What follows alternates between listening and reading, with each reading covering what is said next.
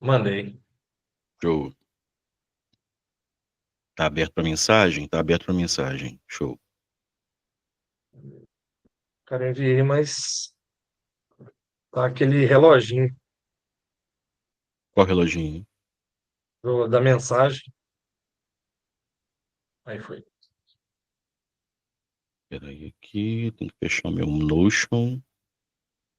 Eu nem olhei o vídeo, cara, você acredita? Hoje eu fiquei numa correria tão chata hoje, pô. Nem olhei o vídeo da nossa aula anterior. Meu gato passando Ah, lá cara, às atrás. vezes é até melhor. Cara, mandei o link certo, mandei. Não faz pergunta difícil não, Thales. Olha Deixa eu ver aí, aqui. por Tô aqui no favor. grupo. Peraí. Deixa eu Mandei, ver. não veio ninguém ainda. Deixa eu ver se eu vou aparecer aqui. O meu perfil pessoal. Será que foi, cara? Ó, Thales, peraí. Ó, Era o link da UERJ. deixa aqui. Tá configurando aqui. Não é possível. Vou reenviar.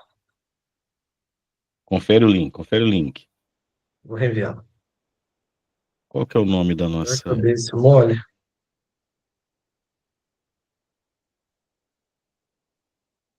Você mandou errado, irmão. É o MCT Mandei? que é o Caramba. APYT. Caramba. Peraí, deixa eu pegar aqui do que você me mandou. É,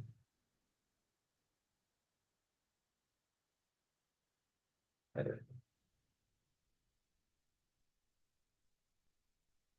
O índio bombado chegou. Eu vou mandar lá. Ah, ô, Índio, mandei o link errado.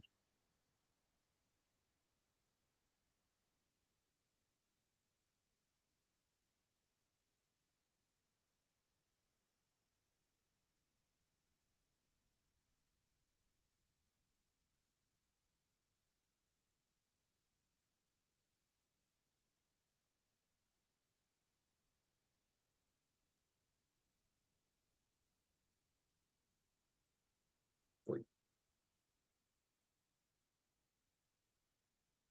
Show. Salve, pessoas! Boa noite, boa noite, boa noite. Boa noite, boa noite, boa noite, boa noite. Fala, Isa, boa Tudo noite, bem com querido. vocês? Deixa eu ver esse povo aqui. Cadê a participante? Boa noite, Analice. Boa noite, Aisha. Aisha. Que legal, nome bonito. Estamos chegando, meu povo. Show de bola, show de Boa noite, bola. boa noite. Aqui não vai ter labubu, não, hein, gente? Não vem com o negócio de labubu aqui, não, hein? Tá saudade dessas aulas intensivas, PISM 2, já estou sentindo saudade. Pô, Isa, que legal, que legal. Que bom que você guardou com boas memórias. Vai fazer qual curso, Isa? Mariana também? Boa Pô, noite, que legal, Albertinho. gente. Que bom rever vocês. Porque dependendo do curso que vocês forem fazer, ainda não sei, acho que vai ser psico. Se for psico, você vai ter aula comigo, filosofia e sociologia, nas sextas-feiras. Fala, Gabriel, tudo bom? Gabriel Galvão, que é primo do nosso Galvão.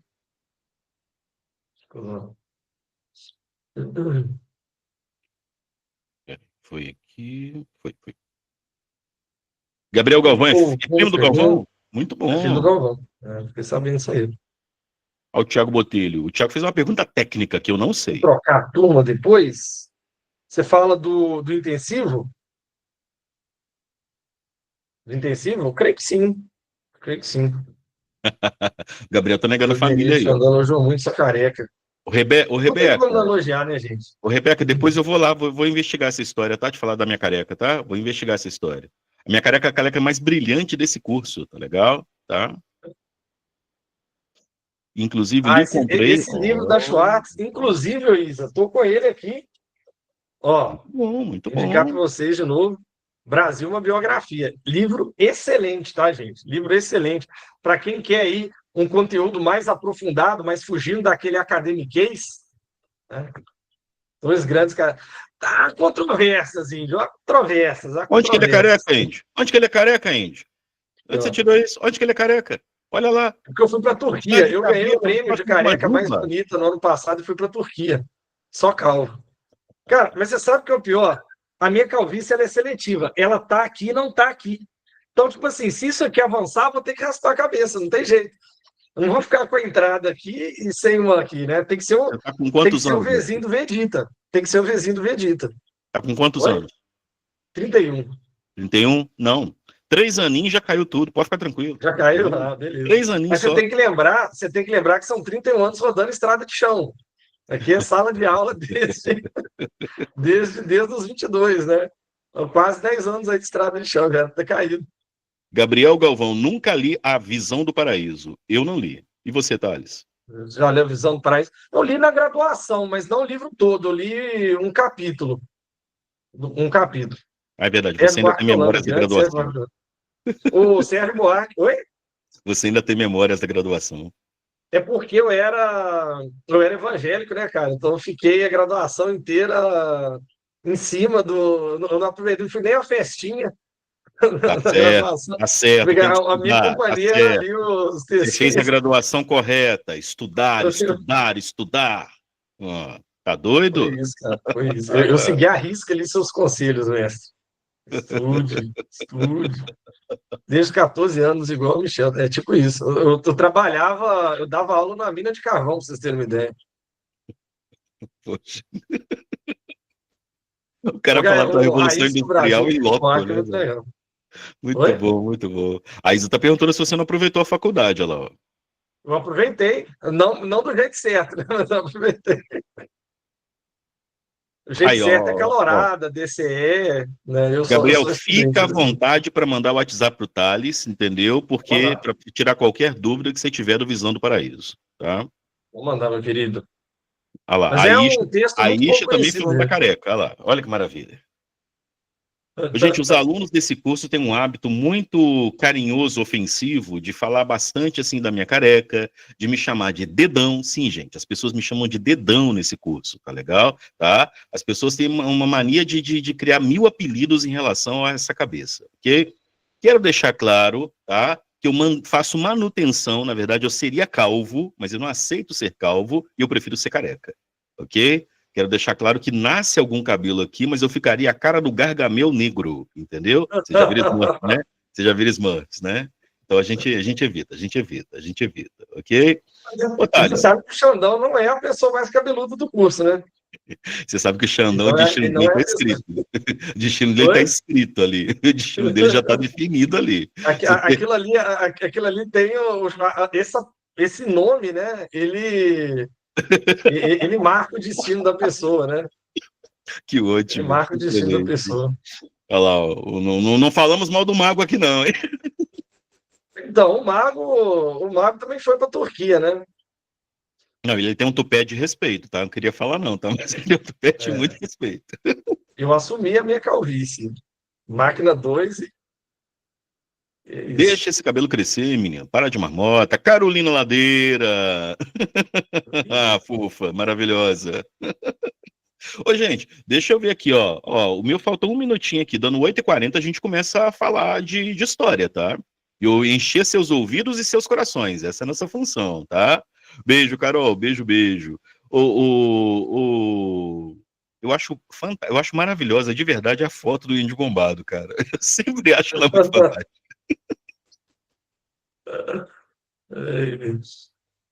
Ela Aqui, é índio estreia na aula, né? O pessoal fica olhando assim, índio bombado? Como assim? o professor que falou da sua careca estava com inveja da barba. Minha filha, deixa eu só te contar uma coisa. Quando o pessoal em dezembro chegar aqui em Juiz de Fora, eu sou de Juiz de Fora, chegar aqui em Juiz de Fora para a prova do PISM, eu já tenho um compromisso que eu vou pintar essa barba de branco. E eu vou estar de Black Santa Claus, entendeu? Então vocês aguardem, entendeu? Porque no dia da prova do PISM vocês terão esta barba toda branca e um gorrinho na cabeça, E ok? falaram que você vai Aguardem. vir montado numa rena ainda, é verdade? Xandão, Trenó de capivaras, né? Para fazer jus a Juiz de Fora. Jesus, muito bom, muito bom, muito bom, muito bom. Faz pose pro print, olha lá, ó, Robertinho já quer a pose do print. Ó, peraí, a minha pose do print. Eu vou mudar. Tá bom, né, gente? Já deu, né? Ô, O meu Deus, pessoal, cansei. o Jodenir, eu vou contar, vou expor aqui, o Jodenir, Ih, eu vou jogar para a rede. O começou. Jodenir, antes, na primeira aula, ele estava fazendo assim, ó. Aí eu falei com ele, pô, que eu era a porra do capitão, e ele nunca mais fez, tá ok? Então diz Eu que é só verdade deixo, isso daí. eu só deixo o Thales ficar falando de mim, ficar me zoando, porque ele foi meu aluno, tá, gente? E detalhe, foi meu aluno antes da faculdade, foi meu aluno lá no ensino médio cursinho. Então vocês já sentem o drama, 2010. tá? Toad, ok? Índio Bombado, a transição do slide é a sua transição capilar. Não farei transição capilar, jovens, entendeu? Vocês acompanharão esta careca eternamente. Ó, estou aproximando, estou aproximando. Para quem não conhece ainda a figura, esta pessoa belíssima, praticamente um modelo nível global, está aqui falando com vocês agora, meu querido Thales. Quem é você, Thales? Meus queridos, muito boa noite, muito boa noite. O meu nome é Thales, eu sou professor de História aqui no cursinho do Mago do PISM. Eu leciono para as turmas de PISM 1 e PISM 2, mas também para as turmas de PISM 3, só que aí na disciplina de Sociologia e Filosofia. Então, a galera que for fazer curso de Humanas, pessoal aí da Psicologia, Direito, História, por que não, né, Jodeni? Quem sabe Povo da economia e daremos continuidade aí à administração, linhagem, né? esquece do povo da economia e administração. Economia e administração, vocês também terão aula de sociologia e filosofia comigo. Eu sou graduado, galera, em História pela UFV. Eu fiz o meu mestrado na futura universidade de vocês, tá? O FJF, queridíssima UFJF, anos muito agradáveis. E atualmente eu estou enrolando para terminar o meu doutorado em História na UNB. Eu queria terminar, mas o capitalismo não deixa. Mentira, na verdade é uma greve que está rolando desde de março, né? Mas já era para eu ter terminado. Além disso, galera, nas horas vagas, eu fico chorando em posição fetal no banheiro por causa do Vasco, Quem né? nunca? Não me dá nem uma alegriazinha na vida. Eu também sou um motociclista, sou a galera do Randandan, de empinar, fazer grauzinho na moto. Tô brincando. Não Mas eu, pode, tá gravado, menino, pode falar isso não. eu não faço Randandan, tá? E tenho uma nostalgia inveterada pelos animes dos anos 90. Mas, galera, nenhum dos meus títulos se compara à honra de ter sido aluno desse que é a cabeça mais brilhante aqui do Mago do Pisme, o Choderi. Tá certo, tá certo. Só para constar, o povo tá te sacaneando ali, tá? Vascaíno em Minas Gerais, tá? Não, deixa Sente eu o só falar um dano. negócio, galera. Deixa eu só falar um negócio. Nada do que vocês falem do Vasco vai me abalar, porque não vai chegar perto, né, da realidade. Porque o Vasco é muito pior do que aquilo que vocês falam. Então, assim, eu tô tranquilo, né? Tudo que vocês falarem mal do Vasco, ele ainda é pior. Então, essa calma, essa tranquilidade no coração eu tenho. Ô, gente, eu sou o Judenir, eu estou trabalhando com as turmas de PISM 1, PISM 2 aqui no curso. Já trabalho há 24 anos com a história, fui professor do Thales, o Thales era dessa finura, gente, tá? E vocês não têm noção, entendeu? Se o vento soprasse, esse menino voava, entendeu? Aí ele usou uns sucos aí, uns negócios aí, tá mais fortinho agora. E eu trabalhei já com turmas de SpaceX, turma de PISM, turma de Enem, entendeu? Formação para Suprema, Pazes e por aí vai, estamos aí junto há bastante tempo, ok? Minha ideia de trabalhar história, sempre a história mais divertida que a gente puder. Eu sou nerd, eu sou geek, eu sou apaixonado por tecnologia, adoro anime, game, tudo que a gente puder indicar, que a gente puder sugerir, a gente vai sempre sugerir em sala de aula para tudo funcionar, tá legal? E Vocês óbvio, veem que o uma Jodenir é pessoa... mais novo do que eu, né? Como é que é? O Jodenir é mais novo do que eu, vocês podem ver pela descrição, né? Você sempre foi idoso, né, Thales? Você sempre foi idoso, você sempre foi Eu idoso, nasci com a alma né? velha. A coluna, É. então, nem te falo, tem uns 90 E anos. Maria Clara, respeite os otakus, tá? Tá? Respeite os otakus, tá? Tá? Olha aqui atrás de mim, minha filha, aqui, ó. Ó, sente o drama aqui, ó. Ó, quem abençoa a minha aula nessa semana é Goku, entendeu? Tá? Goku, tá? Dragon Ball Daima, maravilhoso, excelente, merece ser assistido por todas as pessoas, tá legal? Me fala um jogo que você gosta. Então, eu sou meio old school, mas eu sou Chrono Trigger, lá do Super Nintendo, mas também gosto de alguns jogos atuais. Por exemplo, Elden Ring. Eu jogo Elden Ring para me motivar a ter alegria na vida. Estou sendo irônico. Tá legal? Vamos deixar isso claro. Ok? Eu sou old Ok. school nos games também, porque eu não tenho dinheiro para comprar um computador novo que rode jogos legais.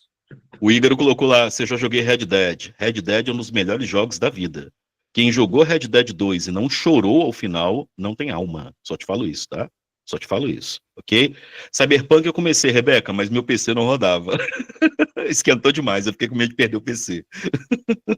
Ô, povão, vamos começar a conversar coisa boa aqui. Olha só, coisa importante. A gente tem um grupo de pessoas aqui bem tranquilo, né? Pela quantidade de gente que está com a nossa aula. Então a gente vai fazer com vocês diferente do que a gente fez com o pessoal do PISM 1 e PISM 2. Pessoal de PISM 1 e PISM 2, vamos ser sinceros, galerinha muito nova, galerinha que tem até uma falta de maturidade, que eles não ouçam a gente falar isso, tá legal? Mas que deixar o chat aberto era problemático para eles, tá legal? A gente vai fazer a experiência de deixar o chat aberto com vocês. E aí o que a gente vai fazer? A gente vai dar o espaço, o momento certo para sua pergunta, tá legal? Vamos pedir só a sua colaboração. E aí, o que vai rolar? Já fomos assim, já. Muito bom, tá? Dani, tá gravado, mas não vai ser oferecido para eles, é só para vocês, ok? O que a gente vai fazer? A gente vai começar a falar do conteúdo, vamos começar a conversa com vocês, e aí a gente vai pedir só a ajuda de vocês para quê?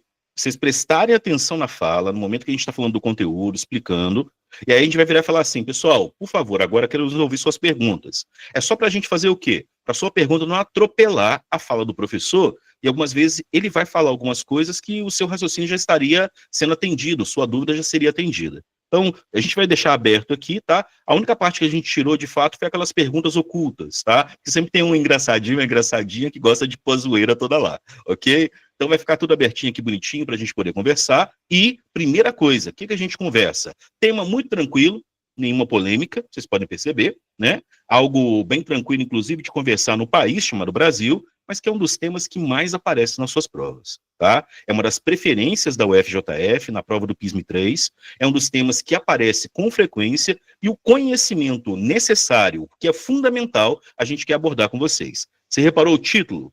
Olha só, tópicos. Nosso objetivo aqui não é falar tudo do período da ditadura civil e militar brasileira, ok? Até esse conceito a gente vai conversar. Nosso objetivo principal aqui é a gente abordar os assuntos principais, os temas principais. Se você já é aluno do curso do Mago, você sabe como é que funciona, fica à vontade se em algum momento alguma palavra ficar perdida, algum conceito você esquecer, mas se você não é aluno nosso, deixa tudo organizadinho aí, sempre legal ter o seu caderninho de anotação, e aí em algum momento surgiu alguma dúvida, coloca aí a interrogação, na hora que a gente abrir para as perguntas, você manda ver na sua pergunta. Lembrando, ano que vem você vai estar aqui. Isso aqui é fundamental. Ano que vem você vai estar entre essas pessoas. Ano que vem a sua fotinha vai estar ajudando a gente a convocar novos alunos para o curso no aulão daqui a um ano, tá legal? Tá? Vai estar sua carinha belíssima aqui, todo pintado, todo cheio de tinta, indicando o curso que você escolheu. Você quer que isso aconteça? Vem com a gente, junta com a gente, tá legal? Só para fortalecer, você sabe disso, porque eu sei que você já assistiu as outras aulas, tá? A gente conseguiu aprovar 20%, um quinto dos aprovados do PISM foram alunos nossos, tá legal? Passaram pelo curso, fizeram nossas aulas e acompanharam a gente aqui. Passaram pela filosofia, o pessoal de humanas, passou com Thales, tá legal? Que é fundamental aí. E você sabe qual que é o nosso esquema, tá? Para ter a nossa lista de questões aí especial do dia de hoje, manda, tá legal? Mas faz a marcação aí clássica do nosso querido Mago do PISM para tudo acontecer. Quer marcar a gente? Eu vou deixar para você aqui no chat. Ó, tá aqui primeiro o arroba do Thales, se você quiser marcar o Thales, é o Thales Contim, tá aí para você.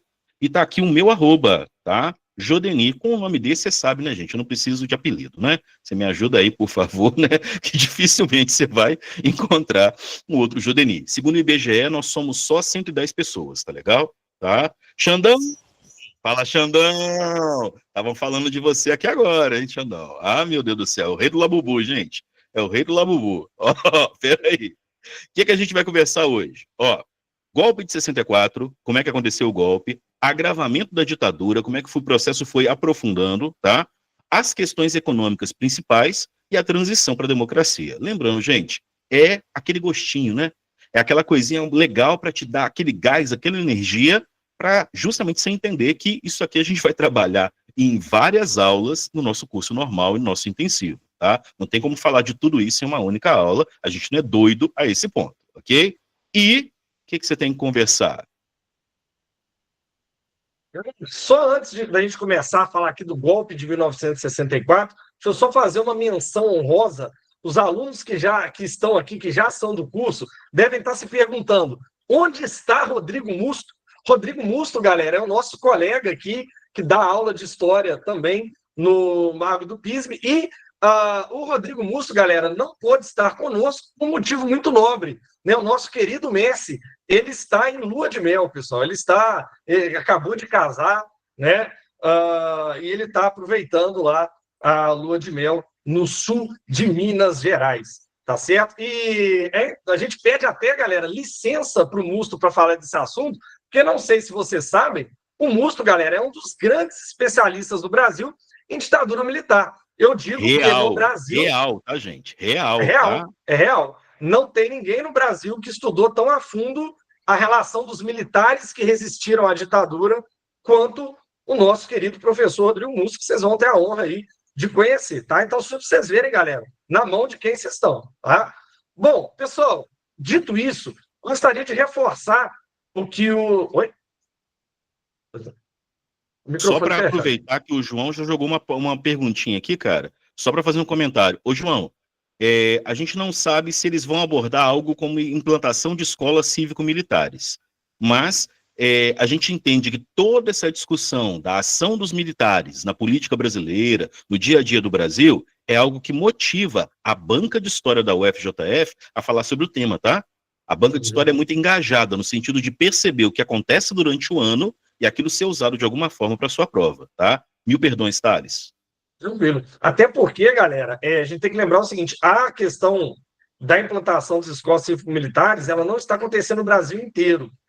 Atualmente, é mais o caso do estado de Minas Gerais, e o PISME hoje, ele já é interestadual, está pegando a galera muito grande do Rio de Janeiro, do Espírito Santo, tá? Então, é importante que vocês fiquem ligados em atualidades, tá certo? Eu sempre digo que a prova de história do PISME, principalmente PISME 3, ela é também uma prova de atualidades, certo? Então, é muito importante esse diálogo, a gente vai estabelecer ele aqui na aula, entre o evento histórico e o que está acontecendo no nosso dia a dia. Por quê, galera?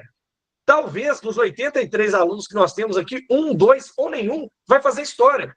Então, a FJF ela não quer selecionar com a prova de história historiadores, mas ela quer alunos que tenham senso crítico, alunos que entendam o que é uma universidade federal, o que é a democracia, né? O que é cidadania. Isso é muito importante. A universidade ela vai ganhar em qualquer curso com um aluno com esse perfil, beleza? Que está ligado no que está acontecendo no mundo, no país dele. Isso é um compromisso, galera, que o universitário tem que ter, certo? Então, João, muito boa sua pergunta. É importante ficar ligado, sim, nos noticiários, tá? E, por falar nisso, pessoal, o golpe de 1964, ele acaba ganhando uma importância ainda maior para o PISME. Esse assunto cai todo ano, tá? Todo ano, dado a importância desse tema para os nossos dias atuais, né? Que infelizmente isso aqui está muito atual, certo? Queríamos nós que fosse um passado que a gente superou completamente, mas não superou. Então a UFJF ela bate bastante nesse tema, às vezes costuma cair até 2 questões sobre ditadura militar no PISME 3, tá? Então fiquem ligados, esse assunto é fundamental. Sobre o golpe, galera, de 1964, né? Vamos tentar entender primeiro aqui os motivos desse golpe e o contexto desse golpe. Estávamos nós, naquela época, em meio à Guerra Fria. Estados Unidos enfrentava ali a União Soviética no campo das influências. Não houve uma guerra direta entre esses dois países, mas cada um queria trazer para o seu lado o máximo de aliados possível, tá? Para os Estados Unidos, galera, era fundamental manter a hegemonia, ou seja, manter o poder americano nas Américas, manter o poder estadunidense nas Américas. Ainda mais porque a Revolução Cubana havia acabado de acontecer, estava se consolidando ali, né? Já tinha uns 4, 5 anos já de revolução, e Cuba se tornou um país aliado dos soviéticos, se tornou um país de economia socialista, né? Então, numa futura guerra, os Estados Unidos não poderia se preocupar em enfrentar inimigos aqui na América. Por isso, galera, para os Estados Unidos, a América deveria estar 100% do lado deles. Um secretário do Trump falou isso recentemente. Os americanos veem a América, né, o continente americano, como se fosse o quintal deles. Tá? Isso, galera, é literal. Eles entendem a América como se fosse o quintal deles. Ok? Então, para os Estados Unidos, era uma questão prioritária manter os países da América do seu lado. Tá bom? E o que estava acontecendo especificamente no Brasil? Nos governava o presidente João Goulart. João Goulart, que era do Partido Trabalhista Brasileiro. João Goulart, galera, foi ministro do Trabalho de Getúlio Vargas. João Goulart foi o cara que deu 100% de ajuste no salário mínimo na época de Vargas. Então, o Goulart, ele era um cara conhecido por ser um político de esquerda, tá? Por ser um político que defendia a causa dos trabalhadores. E, num clima de polarização política, né, qualquer mexidinha para a esquerda era considerado comunista. Você nasceu canhoto, comunista, tá? Comunista. Então, os Estados Unidos, galera, olhavam para o Goulart com muita desconfiança. O medo deles era que o Goulart fosse fazendo reformas no Brasil, né, ou tentasse tomar o poder no Brasil para levar o Brasil para a esfera socialista. O Brasil, o maior país da América, depois dos Estados Unidos, né, em termos de território, não poderia cair na órbita soviética. Tá? Isso seria ali, para os Estados Unidos, um golpe muito duro. Então, os Estados Unidos estavam de olho no João Goulart, tá certo? Além dos Estados Unidos, pessoal, havia setores da sociedade brasileira que morriam de medo do fantasma do comunismo que a Maria falou.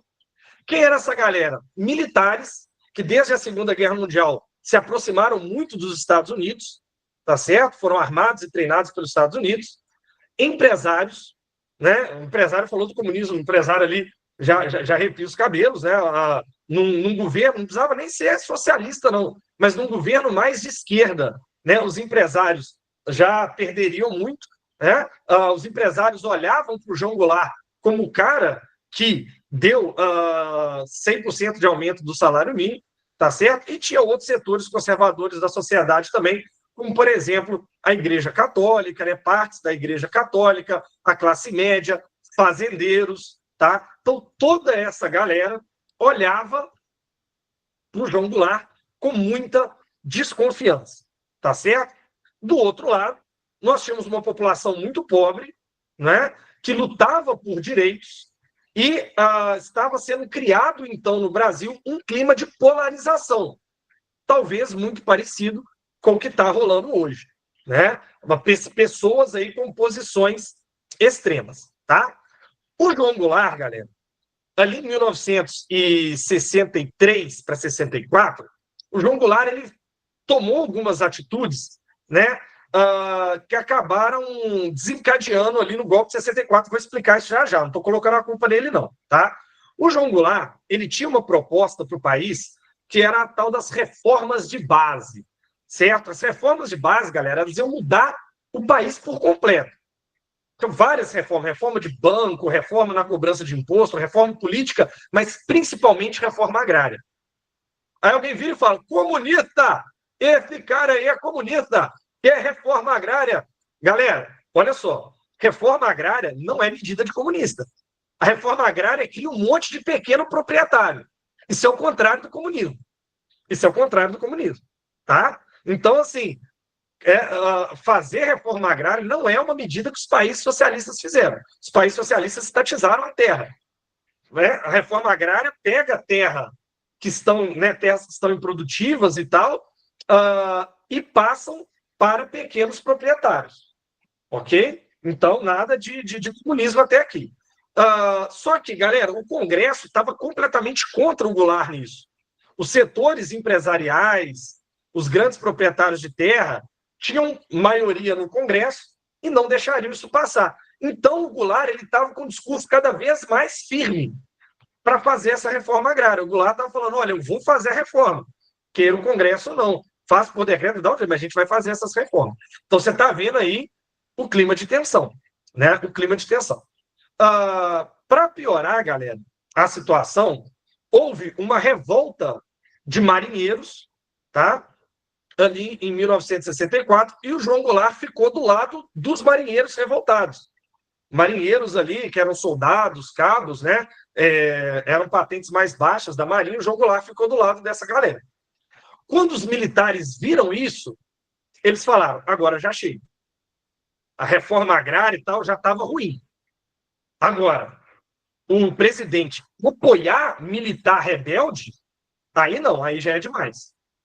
E aí, galera, os militares, então, dão um golpe em 1964. Tá? Esse golpe é iniciado ali a partir de Juiz de Fora, com o Olímpio Mourão, tá? O mesmo cara do Plano Cohen, se você já estudou, era Vargas, é o mesmo cara do Plano Cohen, né?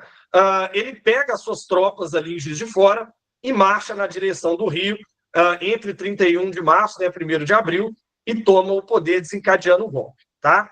Agora, galera, muito cuidado com isso daqui. Muito cuidado com isso daqui. Por quê? Do jeito que eu falei, fica parecendo que a responsabilidade foi do João Goulart. Alto lá. Alto lá. O João Goulart, ele tinha pouca habilidade política. Mas eu lembro a vocês que os militares estão tentando tomar o poder desde o governo Vargas. Vargas se matou para impedir o golpe militar. Durante o governo Juscelino, os militares tentaram tomar o poder 2 vezes. Tá? Então, galera, os militares já estavam de olho no poder desde o final da Segunda Guerra Mundial. A presença de militares no poder não é estranha na República do Brasil. Além disso, galera, nós temos a participação da sociedade civil muito forte nesse momento. O Jodeni colocou ali atrás a imagem da marcha que aconteceu na época que o João Goulart fez o lançamento das reformas de base, lá no comício da Central do Brasil, foi a Marcha da Família com Deus pela Liberdade. Quando aqueles setores da sociedade, com medo do comunismo, contrários à esquerda, contrários ao João Goulart, que não era comunista, né, eles saíram às ruas, tá, pedindo que os militares fizessem algum tipo de intervenção para tirar o João Goulart do poder. Ok? Além disso, galera, além de partes da sociedade estarem pedindo essa intervenção dos militares, havia também uma pressão muito forte dos Estados Unidos para que isso acontecesse. Gente, não é teoria da conspiração. Não é teoria da conspiração. Em 1962, os Estados Unidos criou 2 institutos de pesquisa no Brasil. Não precisa guardar esse nome, não. Tá? IPES e IBAD. Isso está comprovado. Comprovado por documentos da CIA. Não é coisa de chapéu de alumínio, não. Isso aqui está provado por documentos produzidos pelo próprio Estados Unidos. Tá? Que esses órgãos, esses centros de pesquisa, eles eram fachada para financiar políticos do Brasil contra o João Goulart. Ok? Isso é fato.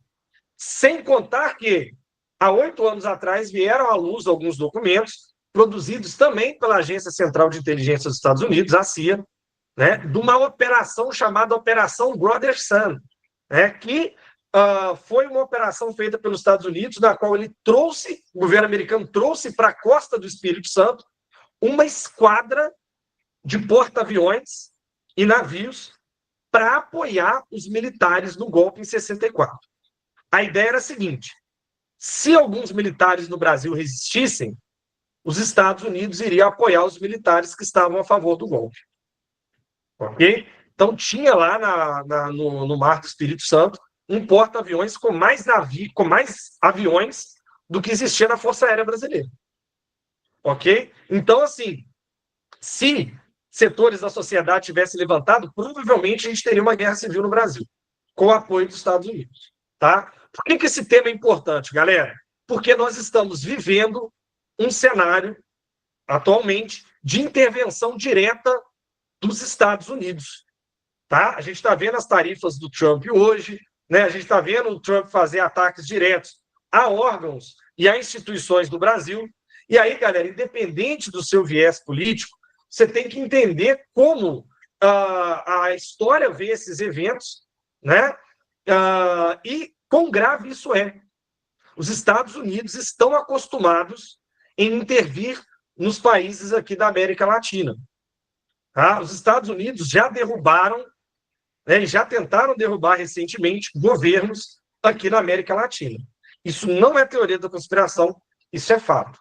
Tá? Então, o que o Trump está fazendo hoje, essa pressão do Trump aqui em cima do Brasil, é muito clara. Eles ainda veem isso aqui como quintal da casa deles. Tá? Eles não vão pensar duas vezes em tentar desestabilizar os países aqui da América Latina para ficarem do lado deles. Por isso, esse assunto é muito sério e é importante que a gente tenha consciência disso. Jandenir, eu esqueci de abordar algum ponto, passou por alto alguma coisa aí. Lembrando, galera, que o objetivo aqui é pegar os tópicos mesmo, tá? Eu acho que você foi nos tópicos principais, meu amigo. Tô tranquilo. Tá? O pessoal tem detalhe. alguma pergunta? Um Opa, detalhezinho. manda. Um detalhezinho, galera. Essa participação das empresas é muito importante, galera, porque atualmente, né, nós chamamos a ditadura de ditadura civil-militar e não mais só ditadura militar. Por quê? Porque setores da sociedade civil, empresários, né, grandes proprietários, apoiar a imprensa. O Globo fez uma matéria, né, acho que o Jodenir vai falar disso. A imprensa apoiou, tiveram políticos que apoiaram o golpe, políticos que depois se arrependeram, né, como, por exemplo, o Carlos Lacerda, né?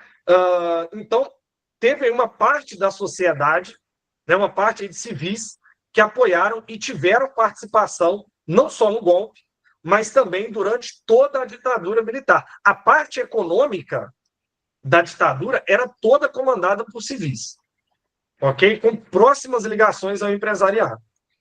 Inclusive, caiu uma questão no PISM, uns anos atrás, sobre o papel da Volkswagen na ditadura. A Volkswagen, né? Olha que pesado, gente. A Volkswagen permitiu que agentes da ditadura torturassem funcionários da Volkswagen dentro da fábrica da Volkswagen. Funcionários que estavam ligados ao movimento sindical. Tá? A Volkswagen até se retratou sobre isso recentemente. Perguntinhas, galera. Ele tinha ido para a China? Sim, Murilo. Ele fez uma. Na verdade, a viagem à China não foi nesse momento, né? A viagem à China foi lá quando ele assumiu a presidência com a saída do poder do Jânio Quadros. Tá? Aí teve uma tentativa de golpe ali, de golpe parlamentar, mas que não deu certo, principalmente graças ao Brizola e à campanha da legalidade. Mas isso aí seria um assunto para outra aula, beleza? Mas você está correto nessa observação, só não é exatamente nesse ano, tá? Tem quantas questões de história no PISM para exatas? 5, né? É isso. Como 5 assim, fechadas, tá, Vargas... Igor? Só fechadas, tá, Igor? Isso. Como assim Vargas se matou para evitar o golpe? Então, em 1954, né, o Vargas ele estava sendo acusado no inquérito pela tentativa de assassinato do Carlos Lacerda, que era um deputado da oposição. Tá? E essa investigação foi feita pela Força Aérea Brasileira. A Força Aérea Brasileira chegou a alguns agentes do atentado que eram ligados ao Vargas. Então, as Forças Armadas viraram para o Vargas e falaram, ou você sai, ou a gente te tira. Né? Eles deram um ultimato para o Vargas. Até porque, galera, o Vargas ele já estava numa postura de afastamento dos Estados Unidos. Então, Vargas era visto como uma ameaça também pelos Estados Unidos. Haveria essa tentativa de golpe se ele não tivesse se matado. Tá bom? Os Estados Unidos, por verem aqui como quintal deles, eles tendem a tentar dominar de alguma forma, de todas as formas que você imaginar. Quem que pergunta isso mesmo? O Igor. De todas as formas que você imaginar. Primeiro, pelo soft power, né? Os Estados Unidos têm uma influência cultural muito forte no Brasil. Eu lembro que eu li um livro na graduação, Jodenir, chamado A Liberdade é uma calça jeans azul velha e desbotada. É mais ou menos assim, o título era bem esquisito. Mas que a ideia de que os Estados Unidos conseguiu infundir na sociedade brasileira que liberdade é liberdade de consumo. Então, liberdade era ter uma calça jeans, o que eles não teriam no comunismo. Então, liberdade é ter carro, liberdade é poder ter o celular do ano, e no comunismo não tem nada disso, teoricamente. Né? Então, um pouco dessa visão nós temos até hoje. Liberdade é liberdade de consumir. Né? Muita gente que se diz liberal hoje no Brasil, você vai ver a pessoa, na verdade, ela quer ter liberdade de comércio. Né? Ela não quer pagar imposto. mas se é uma ditadura ou não, alguns não ligam, né? Então, Deixa eu a fazer uma gente tem essa ideia observação, forte Thales. até hoje. Oi? Deixa eu fazer uma observação só nessa terceira Sim, pergunta do Ígaro e só para fazer um sim, sim. comentário. Quando acabou a Guerra Fria, mais ou menos uns 30 e poucos anos atrás, Estados Unidos acabou ajudando a montar no mundo um esquema de multilateralismo, significando que há negociações que elas vão levar em conta os dois lados interessados e que vão levar em conta, inclusive, órgãos internacionais que seriam respeitados pelo mundo. Essa dinâmica veio dos anos 90 até os anos atuais. Só que o governo americano atual está ignorando essas relações multilaterais. Então, quando você fala dessa preocupação, se eles podem intervir diretamente hoje, é só para lembrar que isso estaria meio que impedido ou anulado desde os anos 90, com posturas que os próprios norte-americanos ajudaram a criar pelo mundo inteiro. O governo Trump está quebrando muitos desses órgãos, a sua influência, a sua respeitabilidade e algo assim. Então, a gente não tem como prever direito que tipo de ação direta eles podem empreender. Porque se eles tomam uma ação direta para países da América Latina, isso justificaria o Putin na Ucrânia, isso justificaria, por exemplo, a China com Taiwan. Então, eles sabem que, inclusive, as ações diretas deles podem ter repercussões internacionais, justificando outras potências dominarem diretamente outros territórios. Por isso que é um momento ainda que a gente tem indefinições. A gente não sabe direito até que ponto ele está disposto a ir, tá? Só para constar, aquele momento é a Guerra Fria. Esse território era literalmente um quintal norte-americano. A América pertencia aos norte-americanos em muitos aspectos, tá, gente? Manda Exatamente. aquele Tem um bom. detalhe, Júlio, que é o seguinte: na década de 90 e nos anos 2000, a presença americana aqui era inquestionável. Hoje não mais. A maior parte dos países da América Latina tem como maior parceiro comercial hoje a China. Então, galera, esse discurso agora não é à toa. Tá? Esse discurso não é à toa. Não acho que vai haver uma invasão dos Estados Unidos aqui, mas tentativas de desestabilizar os governos da América Latina e do Sul, isso está acontecendo. Gente, um assessor do Trump no primeiro mandato falou, ele disse isso. Nós derrubamos vários governos ao redor do mundo. Para os Estados Unidos é muito fácil derrubar um governo. Houve uma tentativa de golpe na Bolívia uns anos atrás, né? O que teve participação também dos Estados Unidos. Então, galera, isso não é teoria da conspiração. As potências agem assim, tá? Por isso que a gente tem que sempre ficar de olho, tá? E outra, os Estados Unidos não precisa invadir, né? Mas ele consegue estabilizar de outras formas, a sanção econômica, né? E por aí vai. A Paula falou que podia colocar o Trump para brigar com o Putin, né? O Trump ia tomar a surra, porque o Putin ele é faixa preta numa arte marcial russa chamada Sambo. Né? Depois você vai ver a cara da galera que luta Sambo. É bem desconfigurado, tá? É uma luta bem cruel. Já li sobre isso, tinha esquecido. É máximo essa passagem. Sem problemas. Quais foram esses movimentos sociais crescentes no período? São vários, Henrique, principalmente as ligas camponesas. Tá? As ligas camponesas eram movimentos rurais em prol da reforma agrária. Tá ok? E galera, reforma agrária, assim, só para vocês terem uma ideia, eu acho que o Brasil é o único país de grande extensão territorial que não fez reforma agrária na história. Tá? A França fez durante a Era Napoleônica, os Estados Unidos fez tipo a reforma agrária após a Guerra de Secessão, né? Então não tem nada a ver com o comunismo mesmo. Você vê que os Estados Unidos fez reforma agrária, a França fez. Então, havia e ainda há uma grande concentração de terra no Brasil. Quando vocês conversaram com uma pessoa idosa que viveu nessa época no campo? Gente, quem não tinha terra vivia na situação de penúria. Penúria. Né? Eu já conversei com a senhorinha uma vez que ela falava que ela comia gordura com pão para poder dar leite, que ela não tinha o que comer, que ela não tinha terra, ela trabalhava na terra dos outros. Né? Então, ainda hoje é complicado, mas era muito pior. Tá? Sobre a pergunta 3 do Igor, sim, mas acredito que enquanto ataque à soberania de um país começa a mudar um pouco o cenário, por exemplo, que estão acontecendo no Canadá, exatamente, mano, concordo plenamente. Né? Então, galera, esse tema, gente, eu acho que esse tema é o grande tema desse ano, tá? Essas sanções do Trump, o Trump falar, né, abertamente que ele quer um pedacinho daqui, um pedacinho dali, né?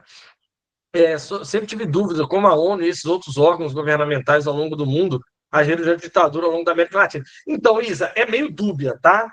Às vezes a ONU fechava o olho, às vezes a ONU condenava uma coisinha aqui, uma coisinha ali, mas assim, a ONU, ela nunca vai tomar uma decisão, né, muito radical porque as decisões de intervenção da ONU têm que passar pelo Conselho de Segurança. E o Conselho de Segurança naquela época era formado Estados Unidos e União Soviética. Então, se os dois discordassem ali, nada feito. É o que está acontecendo hoje na Palestina. Né? A ONU fala, mas não pode falar nada, não pode fazer nada, porque o Conselho de Segurança lá. Né? O gráfico do PISM é bem com as questões parece indicar que vai ser bem focada em ambientalismo. É possível a história cair algo sobre o Acordo de Paris, ainda sobre o Trump? Sim, é possível sim, Rafael. Eu acho que essa questão do atual também geopolítica, ela pode entrar, tá? Mas sim, essa questão do meio ambiente está forte também. Ok? É isso, Júlio. Passo para ti. Deixa eu fazer um comentário. É importante a gente fazer esses comentários também com relação ao Trump, pessoal, só para te lembrar, já que hoje é uma aula para a gente dar uma palhinha, que a prova do PISM da UFJF, durante todo o primeiro mandato do presidente Trump, todos os anos, tivemos no PISM 2 e no PISM 3 alguma pergunta relativa a ele, tá? Então, todos os anos houve algum tipo de fala na prova de história específica sobre o governo Trump. Então, temos que ficar atento a esse processo, tá legal? Não é Ó, militância não, tá, galera? É que a prova cobra isso mesmo. Cobra já no cobra PISM mesmo, 2, no real, PISM 3 já real. cobrou fala R$100. Tá legal? Vamos por partes, ok? Vamos por algumas questões. A primeira delas é a gente entender que a partir do ano de 64, o Brasil, como vários países da América Latina, começou a vivenciar um período de exceção. Quando eu uso a expressão período de exceção, a democracia foi rompida. E boa parte da população brasileira não vai ter direito à participação política em vários cargos. Presidente não é mais eleito pelo povo. Depois de um tempo, governadores também não são mais eleitos. Depois de um tempo, prefeitos de capitais. E a população que vota vai votar praticamente só para os cargos legislativos, aqueles que continuaram existindo. E aí, o que eu preciso que vocês entendam? A ditadura, ela não chegou de uma forma terrível, efetiva, de uma única vez. Ela foi sendo construída durante todos os anos em que a ditadura durou. Ela começa ali no ano de 64, ela vai até o ano de 85, ela tem um período de lento crescimento, tem o seu auge e ela entra no seu processo de decadência. Tem alguns termos que não estão nem escritos que eu preciso fazer um comentário com vocês. A ditadura brasileira civil-militar de 64 a 85, ela tinha grupos militares diferentes que tinham interesses diferentes. E aí, para tudo que eu preciso falar, isso tem que estar claro. Alguns dos militares acreditavam que o governo era dos civis. Eram então das pessoas que não são militares. Que os militares só estavam ali para arrumar a casa. Essa era a fala deles. Eles estavam ali para organizar o Brasil e devolver o poder aos civis. Só que uma parte dos militares considerava que estava numa guerra com o comunismo. E estando numa guerra, não devolveria o poder aos civis. Eles deveriam permanentemente governar, porque na visão deles, os militares eram mais capacitados para governar o Brasil. Essa galera foi chamada até de linha dura do exército e durante um tempo governou o Brasil durante a fase da ditadura. O que você observa ali que eu coloquei em destaque para você? A primeira coisa que a gente observa é que a ditadura foi se agravando. Aos poucos, o processo foi aumentando. As liberdades foram sendo coibidas. Gradativamente, a gente vai ver um momento de ápice que vai vir com aquele ato institucional chamado AI-5, que vai ser o auge do processo. Para começar, criou-se uma junta militar, um grupo de militares, que seriam responsáveis por escolher os próximos presidentes do Brasil. Essa junta militar, inclusive, tomava as decisões mais importantes, junto com o próprio presidente, em algumas situações. A segunda coisa, na primeira semana, dia 31 de março de 64, como tinha muito movimento social ganhando força, sindicatos, União Nacional dos Estudantes, as ligas camponesas, na primeira semana, boa parte dos líderes desses movimentos foram presos. E, ao mesmo tempo, esses movimentos foram gradativamente vistos como ilegais.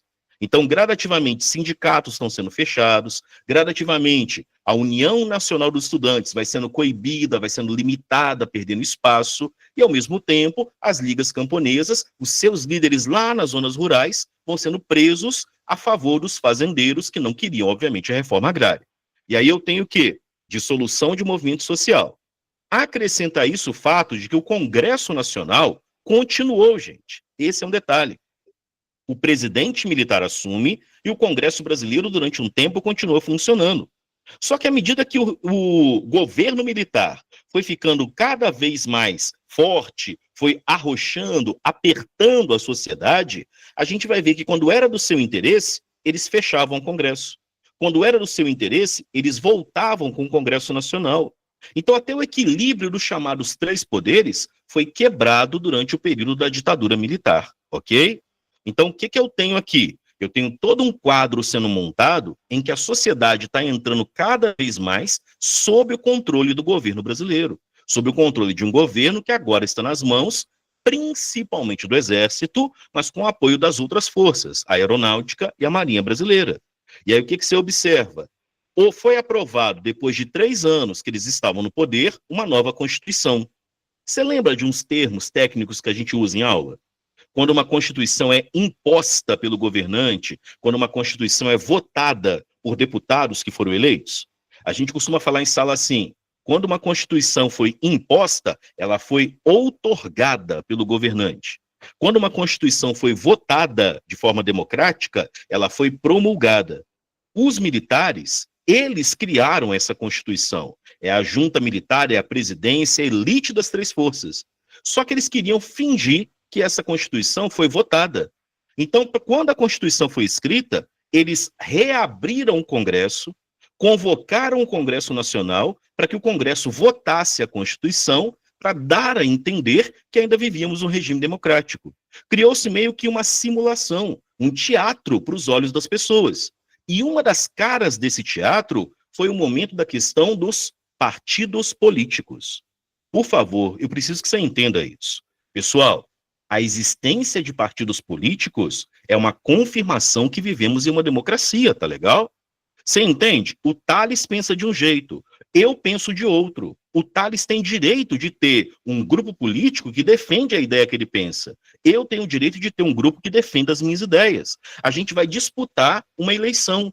E aí, se a população achar que o ponto de vista dele está mais correto, vota. Se achar que o meu está mais interessante, vota. Mas observa, são pontos de vista diferentes numa democracia. Os militares vão fechar todos os partidos. E serão criados, durante o período da ditadura, somente 2. Um partido cuja sigla era ARENA, não é nome, é a sigla, a chamada Aliança Renovadora Nacional. E essa ARENA que está escrita ali para você era o partido que era pró-militar. O Tales não te falou que parte da sociedade apoiou? Ele não te falou que políticos participaram não só do golpe, mas do governo militar?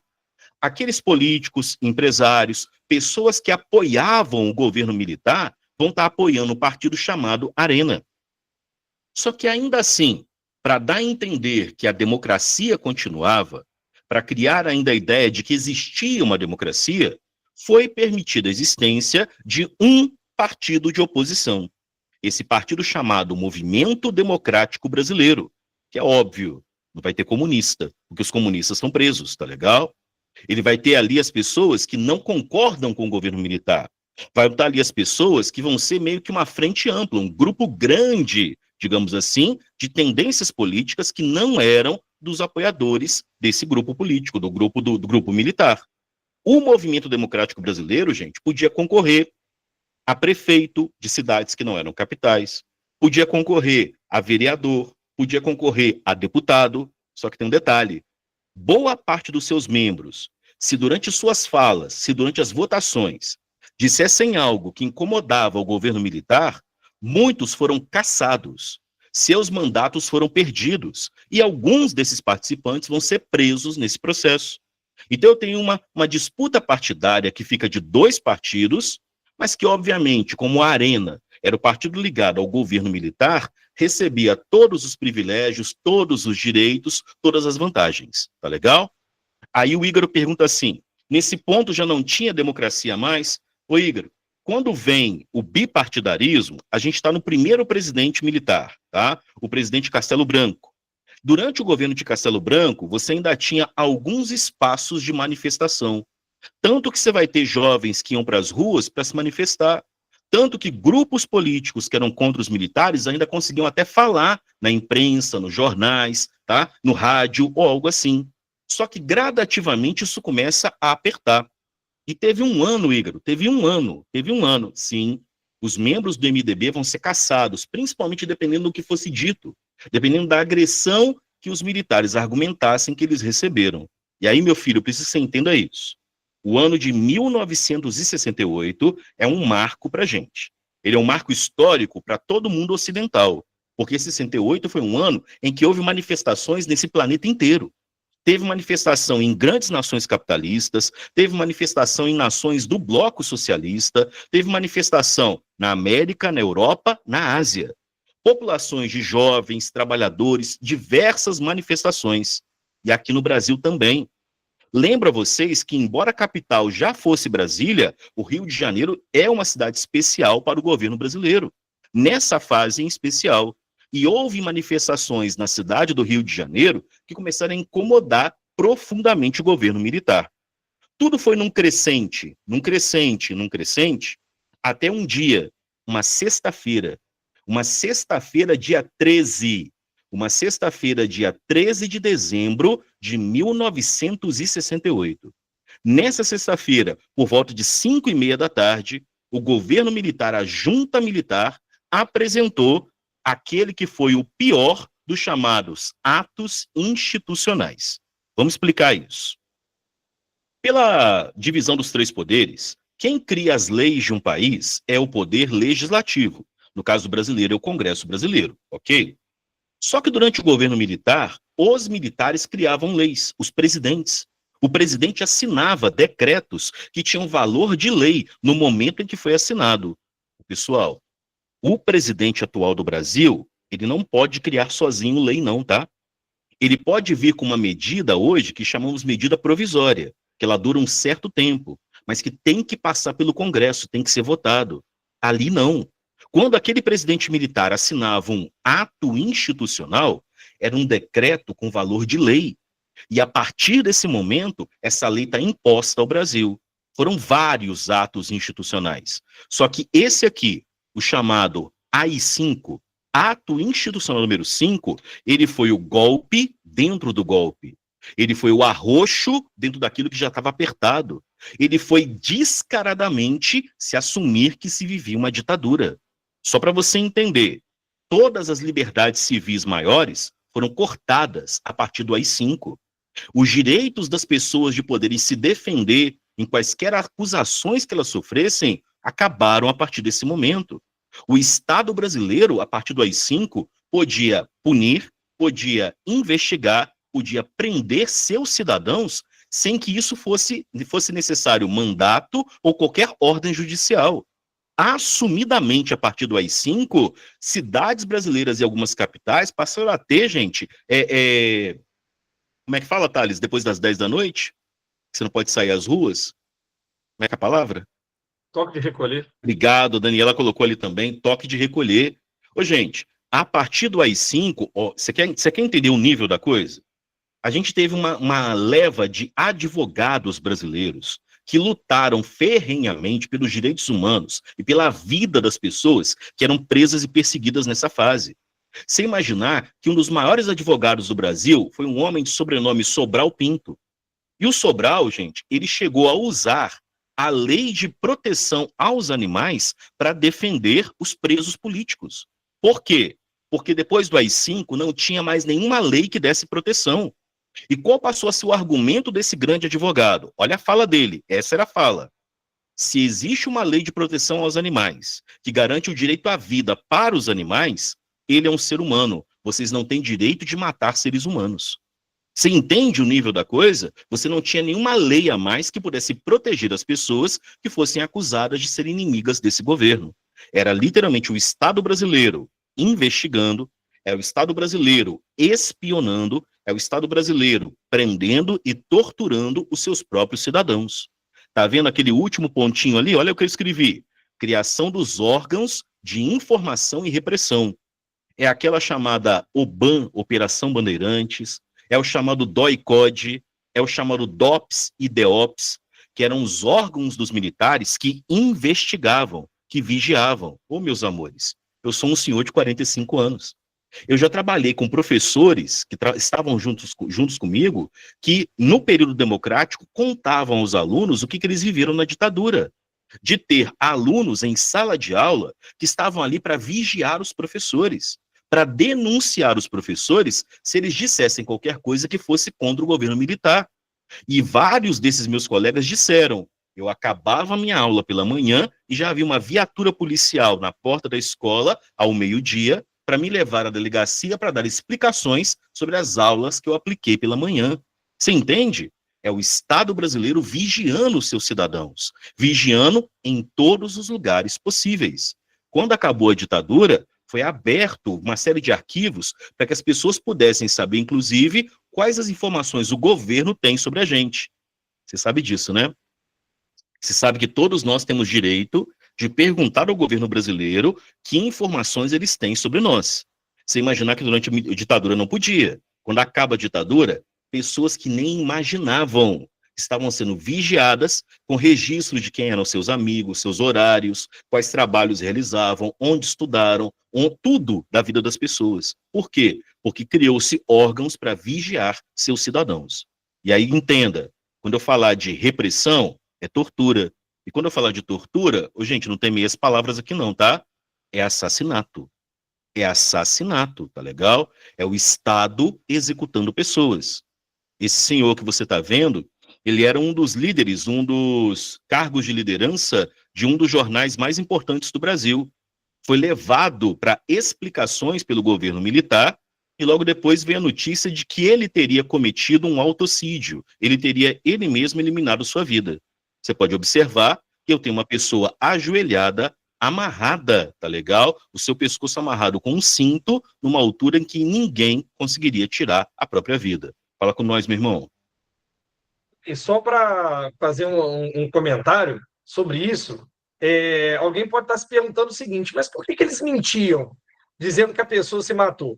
Galera, por mais dura, por mais restritiva que fosse, por exemplo, o AI-5, as leis da ditadura, nenhum decreto da ditadura permitia tortura ou assassinato. Tá? Nenhum permitia. Eles facilitavam.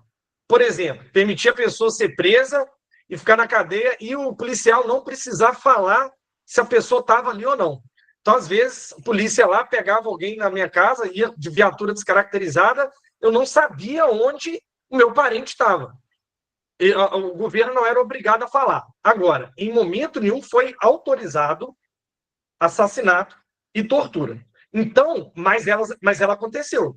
Mas ela aconteceu, como obviamente né, a gente sabe, a gente está vendo aí. Tá? Então, até mesmo no período mais fechado da ditadura, no período mais autoritário da ditadura, os assassinatos, né, e as torturas, elas eram feitas de forma ilegal. Tá? Então, a gente vai falar disso mais no final da aula, mas por isso é um absurdo os responsáveis por isso não terem sido presos. Porque até para o regime, eles estavam fora da lei. O regime facilitava esse tipo de coisa, mas não legalizava. Era tudo feito debaixo dos panos, era tudo feito de forma legal. Eles sabiam que estavam cometendo crimes. Para fazer um comentário, essa capa que vocês estão vendo aqui, ela ficou famosa em livros de história porque o Jornal do Brasil foi o único jornal que tentou avisar de forma sutil a seus leitores sobre o que aconteceu no dia 13 de dezembro, a publicação do AI-5. Só para você entender, jornal impresso, ele era entregue todas as manhãs para as pessoas poderem comprar em bancas ou nas casas dos assinantes. Só para você entender, esse jornal era feito no dia anterior. O AI-5 foi assinado às 5 da tarde. Às 7 da noite, em todas as redes de rádio, emissoras de TV e nos jornais impressos, entraram militares que iam conferir tudo que ia ser publicado no dia seguinte. E o Jornal do Brasil colocou na capa: governo baixa, ato institucional e coloca Congresso em recesso por tempo limitado. Beleza. Só que eles colocaram lá no cantinho uma primeira observação. Ontem foi o dia dos cegos. O jornal é publicado no dia 14, no dia seguinte ao AI-5. E eles sutilmente colocaram: ontem foi o dia dos cegos. E eles colocaram nesse cantinho do topo do jornal a seguinte frase: tempo negro, temperatura sufocante, o ar está irrespirável, o país está sendo varrido por fortes ventos, máxima 38 em Brasília, mínima 5 graus em Laranjeiras. Então eles tentaram fingir que era uma notícia sobre tempo, mas na sutileza tentar passar informação. Estamos sendo censurados. Não podemos falar. Tanto é que a partir desse momento, jornais tinham matérias que eram tiradas simplesmente antes deles serem publicados. E isso acabava levando a buracos que eram preenchidos com receitas ou ficavam em branco, até mesmo na capa dos jornais. A censura passou a ser estabelecida, a censura prévia, a partir do chamado AI-5 nos meios de comunicação. Mete bronca, Thales. Veja. Pessoal, esse clima, né, de repressão do regime, ele vai durar até ali meados da década de 70, né? E ele surfa em uma onda de crescimento econômico do país, né, que é o chamado milagre econômico. O que foi o milagre econômico? É o período, vamos ser objetivos aqui, é o período de maior crescimento econômico do PIB da história do Brasil. Tá? E por que cresceu tanto? O Brasil adotou de forma feroz um modelo chamado nacional desenvolvimentismo. Foi adotado lá desde a época Vargas, que é o quê? É o Estado como motor da economia. O Estado pega dinheiro público e taca na economia. No caso dos militares da ditadura, esses investimentos públicos eram feitos através de obras de infraestrutura, como, por exemplo, a ponte Rio-Niterói, né, a construção da usina hidrelétrica de Itaipu e a Transamazônica. Né? Esse crescimento econômico, é importante lembrar, ele não veio acompanhado de uma distribuição dessa renda. Então, o PIB crescia a níveis chineses, né? A gente está falando de 12% de crescimento ao ano ou mais, tá? É coisa assim que a China só conseguiu replicar depois, mas isso não veio acompanhado de melhoria de condição de vida para a classe trabalhadora, ok? Outra coisa importante sobre esse período também, galera, é que nessas obras, isso já está comprovado hoje, né, nós tivemos muita corrupção. Imagina, o jornal não podia dar uma matéria lá, General Fulano, né, foi pego com dinheiro na cueca. Não podia. Né? Hoje, graças à democracia, as notícias sobre corrupção são publicadas. Naquela época, né, nós não tínhamos notícias sobre corrupção porque a imprensa era proibida de fazer isso. Tá? Então, seu pai vai virar e falar assim, o pai é fictício aqui, tá, gente? Seu pai vai virar e falar assim, ó, na época da ditadura não tinha corrupção, eu não ouvia falar nada.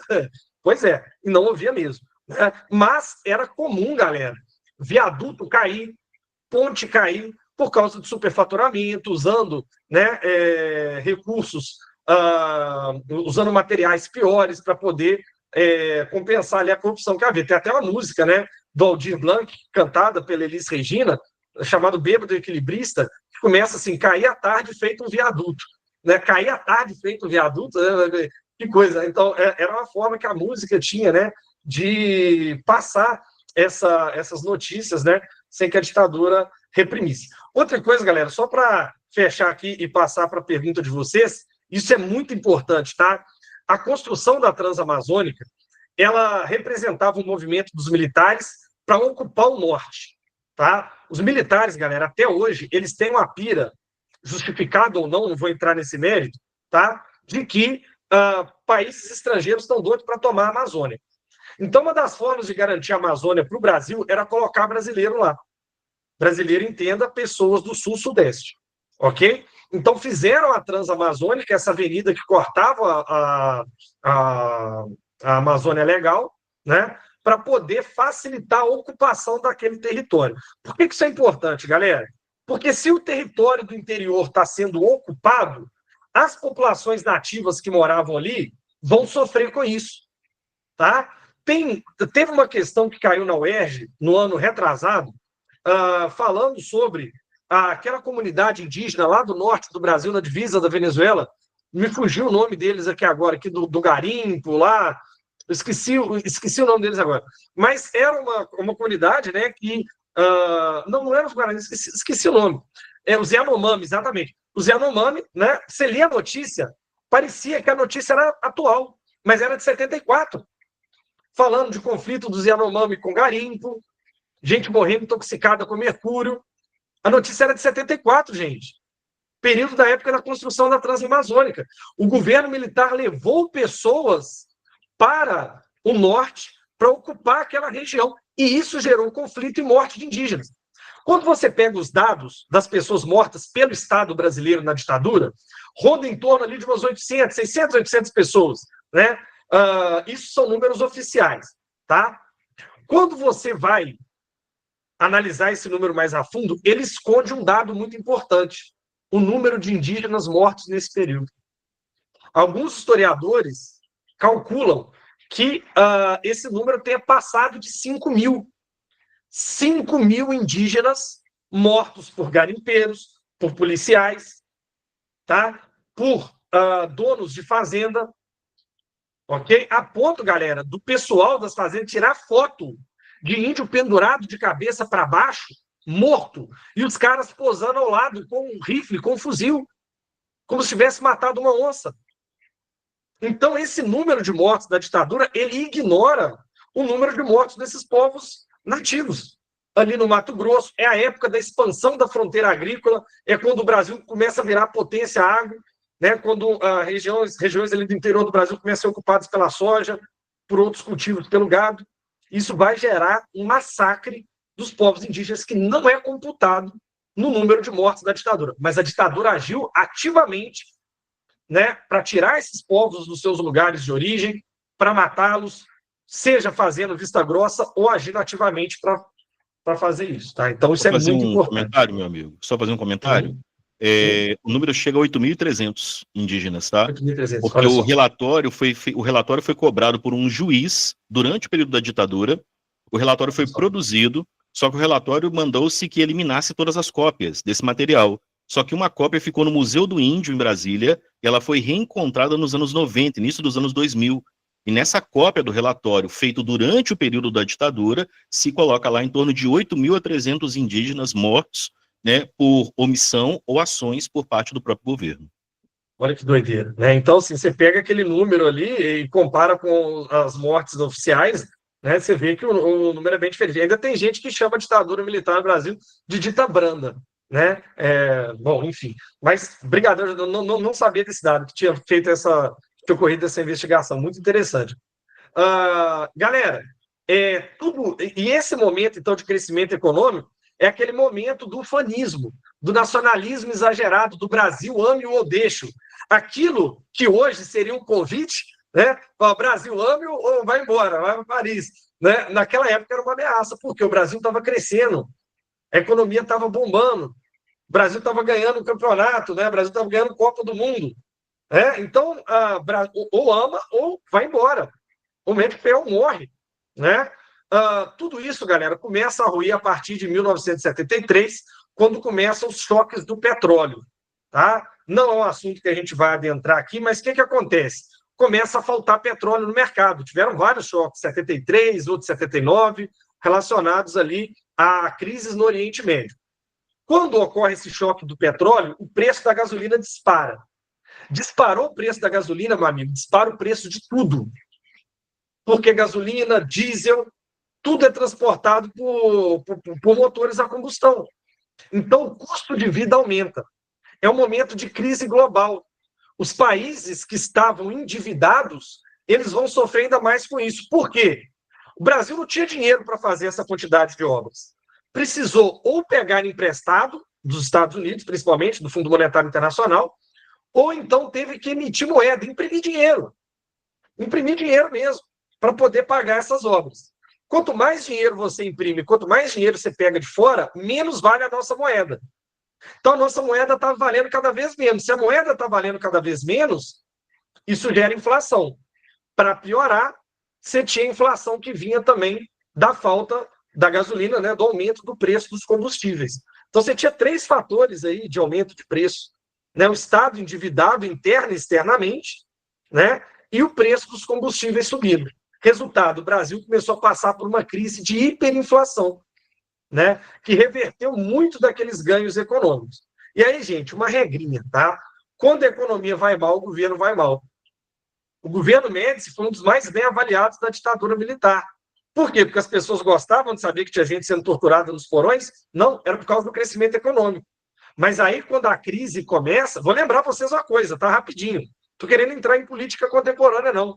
Mas a Dilma é a presidente do Brasil que teve a pior avaliação e a melhor ao mesmo tempo. Não sei se vocês sabem disso. Ela foi a presidente mais bem avaliada e a presidente mais mal avaliada até hoje.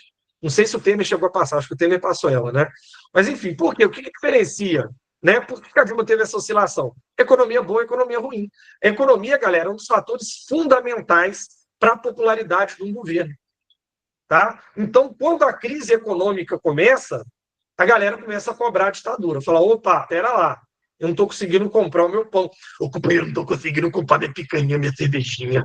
Né? E aí a galera vai começar a cobrar. Falar, opa, peraí, não quero mais esse governo. E também já tinha enchido o saco, né, galera? 10 anos de ditadura, e aí começa, então, o período de extensão, o período de abertura, o fim da ditadura.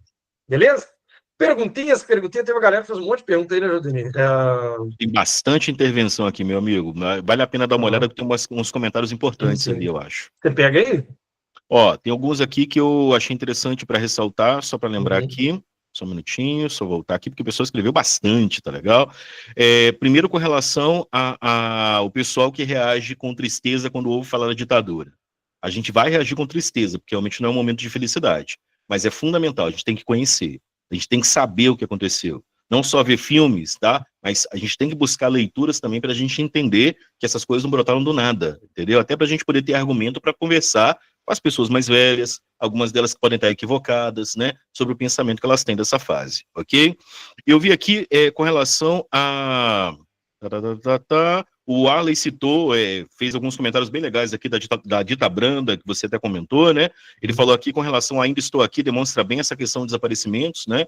Da ideia de como é que o impacto para a vida das pessoas, né? Não só para a morte daquela pessoa que desapareceu, mas o impacto para todo o seu entorno ali, destruir vidas em vários aspectos, né? O pessoal lembrou do Chico Buarque, das suas músicas, você fez a citação até algumas delas, não é?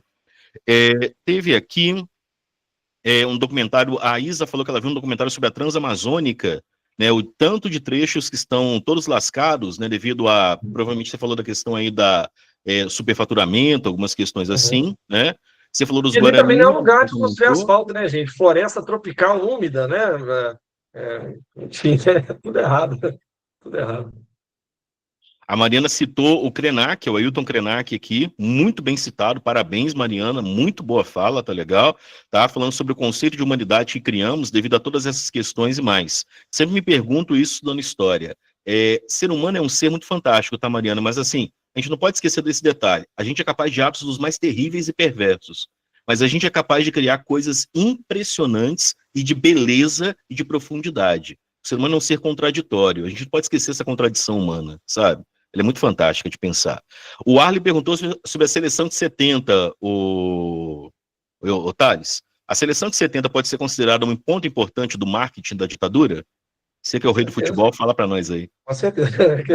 Gente, sou vascaíno, então, assim, naturalmente eu não gosto de futebol, muito de futebol, né? Porque o futebol me traz muita tristeza, né? Mas tô brincando. Enfim, foi. Não que os jogadores fossem apoiadores da ditadura. A maioria mal tinha uma opinião formada, tá? A gente vai ter no final da ditadura alguns jogadores da seleção tomando partido contra a ditadura. O caso do Sócrates, por exemplo, né? Que jogou no Corinthians, né? E também na seleção. O irmão do Sócrates, hoje que mora em Paris, acho que é o Raí, né? Ele até hoje é muito atuante, né? Em questões políticas, tem uma visão bem interessante também.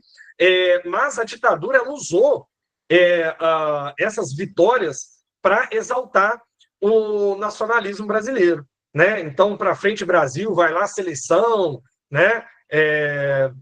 Todos esses lemas, eles eram, sim, apropriados ali pela ditadura. Ele gosta, né, galera? O político, ele surfa na onda, né? Tá todo mundo falando bem, tá todo mundo gostando, ele chega lá do lado, deixa eu aparecer aqui na foto. Né? Então, foi usado, tá? A propaganda na ditadura militar usou bastante isso. Não só esse, né? Mas vários outros exemplos, beleza? A Daniela colocou aqui de um jogo, gente, esse jogo é muito legal mesmo, tá? Ela falou do jogo Beholder aqui, que é um jogo que você é o síndico de um prédio, que você se mudou com a sua família dentro de um regime totalitário. E você está sendo usado pelo seu governo para vigiar os moradores do prédio. E aí você vai usar de subterfúgios, chaves mestra para entrar na casa das pessoas, colocar câmeras escondidas, né? E você está sendo vigiado, se você está vigiando da forma correta. Então é um jogo muito tenso, é muito bom, mas ele é um jogo muito tenso. Você fica numa linha muito tênue ali das decisões que você pode tomar ou não pode tomar. Excelente lembrança, Daniela. Esse jogo é muito fantástico. Esse jogo foi muito legal de ter jogado, tá? Eu confesso que eu me ferrei em todas as vezes que eu joguei. Fiz várias tentativas e a situação não ficou boa, tá legal? O Rafael falou ali, ó, uma fala interessante. Olha a última aí, o Thales. O Rafael perguntou, né, se o... Oi? Pode falar, pode falar. Ele perguntou se o filme Ainda Estou Aqui, né? Ele pode cair na prova. Galera, pode sim. O filme foi lançado no ano passado, mas lembra que o Oscar foi esse ano, tá? Então, sim, pode cair para quem estava na caverna, né, e não ficou sabendo. O filme Ainda Estou Aqui, ele conta a história de um dos mortos pela ditadura militar, que é o Rubens Paiva. Tá? O Rubens Paiva, galera, ele havia sido deputado federal do Brasil, né, ali na época do período anterior da ditadura militar. Ele sai quando ocorre o golpe. E olha que interessante, o Rubens Paiva, ele foi um dos caras que presidiu uma CPI, uma comissão parlamentar de inquérito, contra uma daqueles institutos que eu falei, o IPES e o IBAD. Foi feita uma CPI porque já na década de 60, o governo percebeu que aquilo estava sendo usado para fazer propaganda contra o Goulart. Né? Então, ele participou dessa CPI. Será que tem algo a ver ele ter participado da CPI, né, que foi atrás do dinheiro que estava vindo para cá contra o Goulart? Será que isso tem a ver ali com o fato dele ter sido torturado e morto? Né? Será? Então, mas um filme excelente, né? Foi um marco na história do cinema brasileiro, porque ganhou o Oscar, então pode ser sim que caia, tá? Ó, deixa eu fazer um comentário. A Mariana deu uma outra sugestão de jogo também, tá? Ela falou do Papers, Please. Parece que é um jogo também na mesma vibe. Esse eu não joguei ainda não. Já fiquei curioso, já salvei aqui, já anotei para eu poder conhecer. Pessoal, o Thales já deu o ponto fundamental para a gente entender. A partir do momento em que uma crise econômica se instala, a gente começa a ter um questionamento maior à legitimidade desse governo e a decadência da ditadura civil-militar vai começar a acontecer. Os dois últimos presidentes foram o presidente Geisel e o presidente Figueiredo. Esses dois presidentes vão ter que lidar com um processo que vai ganhar um nome de distensão, ok? Lembra, tensão, distensão. Então o regime está tenso, a corda está puxada, você vai começar a aliviar aos poucos o regime. Havia um medo muito grande da parte dos militares que a esquerda pudesse assumir o poder. E em função disso, eles vão tentar de todas as formas controlar esse processo. Por isso que começa lá em 1974 o processo da distensão, mas ele só vai se completar em 1985. São 10 anos com dois presidentes, tá legal? Em que esses dois presidentes vão gradativamente tomando decisões e atitudes em prol da dita distensão. Lembrando, toda vez que os militares se sentiram ameaçados, eles voltam atrás. E a gente vai ver em vários momentos até decisões políticas para tentar favorecer ao seu próprio grupo. Ali na sua tela, o que eu coloquei para você? Eu quero ler primeiro os dois títulos em preto. Observa lá. Crise econômica e social. Eu fiz questão de colocar primeiro. Há uma crise econômica e há uma manifestação de grupos da sociedade contra o governo militar. Junto com isso, mudanças políticas começam a acontecer. Então, só para a gente organizar, há um surto inflacionário, há um aumento do custo de vida, há um país Brasil que não está funcionando como eles diziam que estava funcionando. Isso fez com que muitos órgãos da sociedade se manifestassem. A OAB, eu falei dos advogados, começou a lutar ardorosamente contra a tortura, contra o assassinato, contra todo esse processo. A ABPC que está ali é a Associação Brasileira pelo Progresso da Ciência. Então, cientistas brasileiros se organizam e se manifestam politicamente contra o regime. As comunidades eclesiásticas de base, comunidades católicas com lideranças católicas que vão ser fundamentais para esse processo acontecer. Um novo movimento estudantil, a Nova Uni, se organiza. E lá na região de São Paulo, se organizou um novo sindicalismo, chamado Sindicalismo do ABC Paulista. Ali você vai começar a ter greves que os militares não vão conseguir controlar. Ali você vai ter greves de 60 mil trabalhadores, 100 mil trabalhadores. Tudo isso acontecendo ali por volta do ano de 78, 79, véspera dos anos 80 ali. Tudo em função de quê? De manifestações públicas dessas pessoas nas ruas contra a ditadura. E aí, essas manifestações fazem uma pressão interna que vai ter que ser correspondida. Até porque a dinâmica da Guerra Fria mudou, tá, gente? Vamos lembrar que, do ponto de vista externo, a política norte-americana naquele momento não comportava mais apoiar governos militares. E gradativamente os próprios Estados Unidos estavam permitindo ou favorecendo para que democracias voltassem em países da América Latina. A falta de apoio externo e a pressão interna vão se associar. E isso vai levar a algumas decisões das mais interessantes aqui para a gente. Há uma discussão atual no Brasil sobre uma chamada anistia. A palavra anistia significa perdão pelo crime. Literalmente, é o Estado garantindo o perdão e a liberdade para aqueles que tiverem cometido algum crime. Haviam presos no Brasil que eram presos políticos. Haviam pessoas que foram torturadas e assassinadas por crimes políticos durante o período da ditadura. Foi proposta uma lei de anistia que ganhou o nome de uma anistia total, geral e restrita. Por que essa expressão que eu estou usando? A lei da anistia, gente, tem um adendo aqui que tem que ser comentado. A lei da anistia de 79 dizia assim: estão agora livres dos seus crimes que foram imputados todos os presos políticos e todos que cometeram crimes correlatos. Como é que é isso? O Jodenir fez protesto contra a ditadura. Eu era um criminoso político. O meu crime está perdoado. Só que eu sofri tortura. A pessoa que me torturou durante a ditadura cometeu um crime de tortura relacionado ao meu crime político. O torturador também estava perdoado. Você entendeu a ideia? A lei de anistia perdoava os crimes políticos cometidos e os torturadores, os membros do Estado que participaram dos crimes nesse momento. Então, literalmente, era uma tentativa de acordo para que não houvesse punições.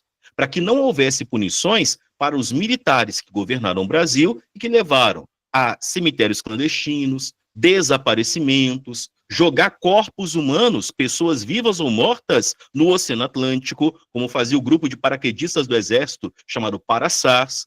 A lei da anistia permitiu que todo mundo que estava exilado, todo mundo que havia fugido do Brasil pudesse voltar ao Brasil, mas durante aquele período também impediu que qualquer criminalização acontecesse pelos governantes anteriores da fase militar. Entendeu essa ideia? A partir do momento que a lei da anistia foi implementada, o AI-5 deixou de valer. E a partir da lei da anistia, você começa a ter as novas aberturas, o fim do bipartidarismo, a proposta que no ano de 1984, o primeiro presidente civil finalmente fosse eleito no Brasil. Só que aí vem uma discussão. Quem ia eleger o presidente era o Congresso Nacional. Veio um deputado do MDB chamado Dante de Oliveira que fez uma proposta. Que tal se o povo votar no primeiro presidente civil? E ele fez a proposta das diretas já, uma das maiores campanhas políticas que repercutiu em todo o Brasil, que reuniu um número nunca visto de pessoas nas principais cidades, nas praças públicas, nas capitais, numa grande campanha política, que morreu na praia. Morreu na praia porque quem ia resolver se a emenda ia valer ou não era o Congresso. E o Congresso era da Arena. O Congresso era dos militares. E o Congresso não deixou que a primeira eleição fosse feita de forma direta. Por isso que no ano de 1984, o próprio Congresso votou em quem seria o primeiro presidente civil do Brasil. Concorreram na mesma chapa um homem chamado Tancredo Neves, à sua direita, e um homem chamado José Ribamar, conhecido como José Sarney, à sua esquerda. O Tancredo Neves ficou doente durante o período da eleição, no próprio resultado eleitoral estava internado, e o seu vice, José Sarney, é quem vai assumir a presidência do Brasil a partir do ano de 1985. Surgiu o problema, tá, gente? Só para você entender, foi uma treta quando o Tancredo foi anunciado a morte do presidente Tancredo, recentemente eleito, para discutir se os militares iam permanecer no poder, se ia ser feita uma nova eleição ou se finalmente José Sarney poderia assumir o Brasil. Ele assume, e ele assume um Brasil com muitos problemas, tá? Uma grande crise econômica e um processo de democratização que ainda estava em início para dar continuidade. Isso é a nova república, que é outra matéria. Fala comigo, Thales. Meu povo, eu sei que ainda tem muitas questões para debater, é como a gente disse, são só tópicos, tá? Eu sei também que ficaram muitas perguntas aqui, mas, pessoal, fiquem tranquilos. Isso aqui foi a pontinha do iceberg, tá? Pode passar aí, ô Júlio. Se você gostou dessa aula, eu te convido a fazer a matrícula para o nosso curso intensivo. Se você já é nosso aluno, cole com nós que já está garantido. Se não, faça a matrícula, está acabando as vagas, o já está menos aí de 84, né? Então corre lá para fazer a sua matrícula. E, galera, não fica triste, professor, não tive minha pergunta contemplada. No curso, isso não vai acontecer. Aconteceu agora porque a aula é muito extensa, tinha muitos alunos, a gente não teve muito tempo. Mas, no cursinho, as aulas são interativas, ok? Elas ficam gravadas e os professores dão suporte no WhatsApp, tá? Então, não consegui fazer a pergunta na aula, fiquei com medo do julgamento social. Faz a pergunta lá para o professor no WhatsApp depois, o professor vai te responder. Beleza, pessoal? Então, não tem igual, tá? Cola com a gente, tamo junto. Para a galera aí das humanidades, a gente ainda vai se ver bastante no intensivo. Beleza? E lembrem, estude, estude, estude, estude, estude, estude. Beijo, gente. Valeu. Beijão, galera. Um abraço. Tchau, tchau. Falou.